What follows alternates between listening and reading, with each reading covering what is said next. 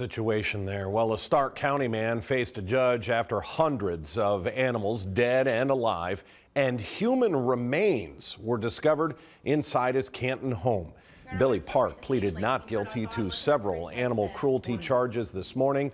Canton police and rescue groups found hundreds of rats, several dogs, birds, and turtles inside their home on Wirtz Avenue Southwest.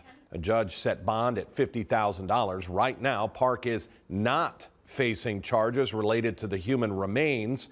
The Stark County Coroner's Office is sending the remains to a forensic anthropologist or BCI to process for possible identification and the cause of death. Now you're